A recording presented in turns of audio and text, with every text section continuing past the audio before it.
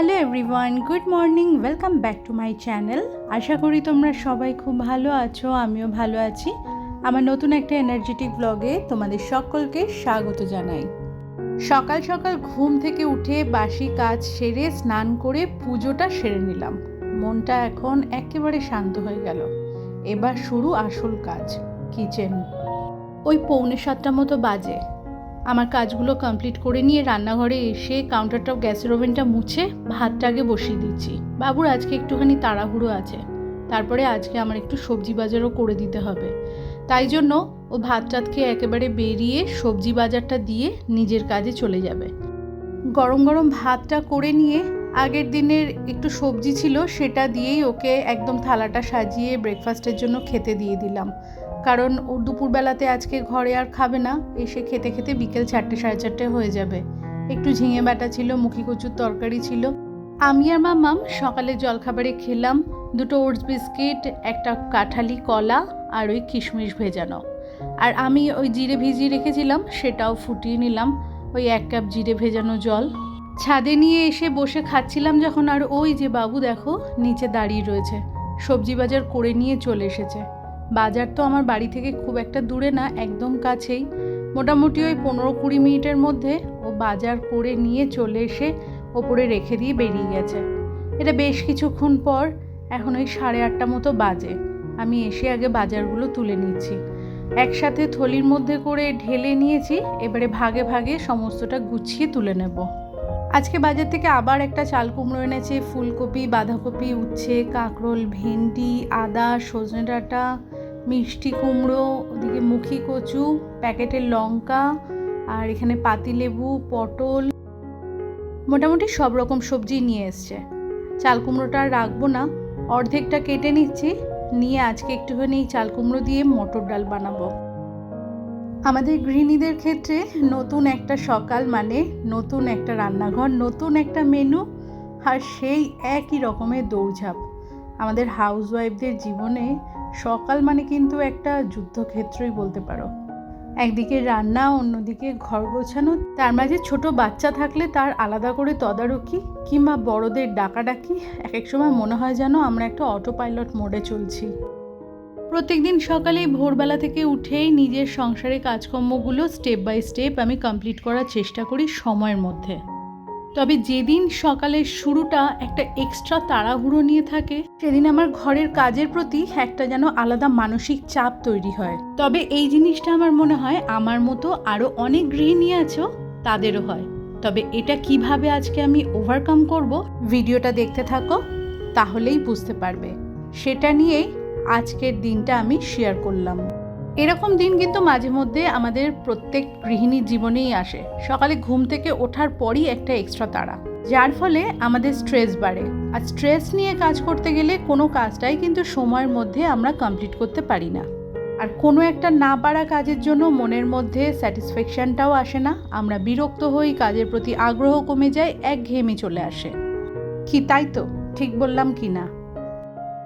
আজকে সকালে তাই ঘুম থেকে ওঠার পরেই আমি নিজেকে বললাম যে কাজ তো সব আমাকেই করতে লাগবে, শুধু শুধু স্ট্রেস নিয়ে লাভটা কি?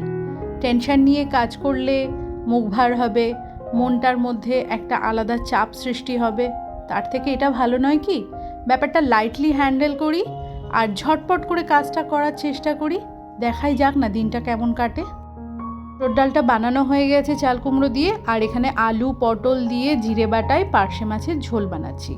গরমের দিনে এরকম পার্শে মাছ বা যে কোনো মাছেরই জিরে বাটায় পাতলা ঝোল কিন্তু শরীরের পক্ষে ভীষণ উপকারী, শরীরটা ঠান্ডা থাকে। তার সাথে পাতিলেবুর রস হলে তো আর কোনো কথাই নেই।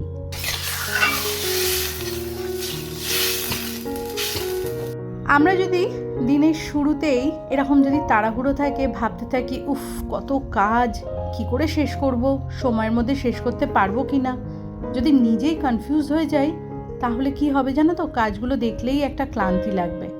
তার চেয়ে ভালো কাজের মধ্যে একটুখানি গান চালিয়ে নাও বা নিজেই গুনগুন করে গান গাও।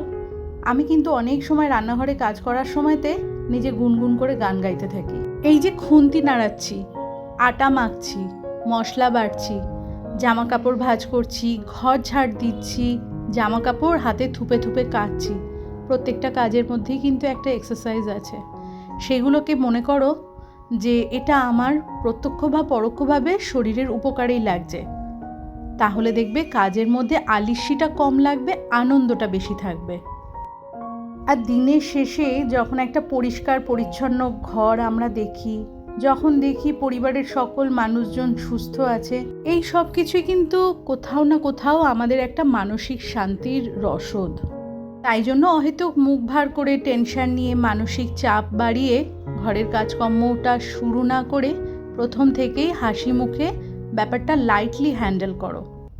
এই এফেক্টটা কিন্তু বাড়ির কোণা কোণা থেকে আরম্ভ করে পরিবারের সকল সদস্যদের ওপরে পড়ে। খেয়াল করে দেখবে, যেদিনকে তুমি গোমরা মুখে কাজ করছো সেদিনকে বাড়ির পরিবেশটা যেরকম থাকবে, যেদিনকে তুমি হাসি মুখে থাকবে সেদিনকে বাড়ির পরিবেশটা একদম অন্যরকম থাকবে।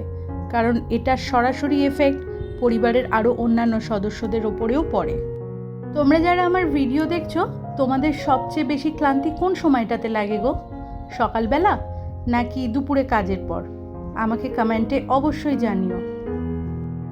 রান্নাঘরের কাজকর্ম কমপ্লিট করে নিয়ে রান্নাঘর পরিষ্কার করে ঘরে চলে এসেছি। বিছানার চাদর দুটোকে আজকে বদলে ফেললাম, ওপরে একটা কাঁচা ধোয়া পরিষ্কার সাদা চাদর পাতলাম। পাখাটা আজকে মুছে পরিষ্কার করে নিলাম। গরমকালে ফ্যানটা ভীষণ তাড়াতাড়ি নোংরা হয়ে যায়, আর ফ্যানটা নোংরা থাকলে পরে কিন্তু একদম ফ্যানের হাওয়াটাও গায়ে লাগে না। ফ্যান পরিষ্কার করেছি বলে ঘরটা ভালো করে ঝাড় দিয়ে নিয়ে মুছে নেব। আজকে এতগুলো কথা ভিডিওর মাধ্যমে শেয়ার করলাম তোমাদের সাথে এই একটাই কারণে, সকাল থেকে একটা তাড়াহুড়ো থাকলে পরে আমি কিভাবে দিনটা ম্যানেজ করি। এনার্জেটিক থাকার কিন্তু একটা বড়সড় উপায় কি হচ্ছে জানো? হাসি মুখে সব জিনিসটাকে গ্রহণ করা।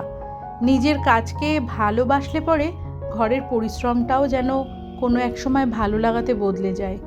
সবাই খুব ভালো থাকে, এনার্জেটিক থাকে, আর সবাই কিন্তু হাসি মুখে দিনটা কাটায়।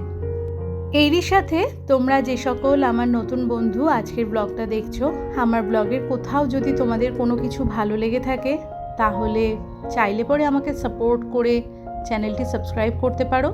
আর তোমরা যারা অলরেডি কাজটি করে ফেলেছো, তোমাদের সকলকে জানাই অসংখ্য ধন্যবাদ।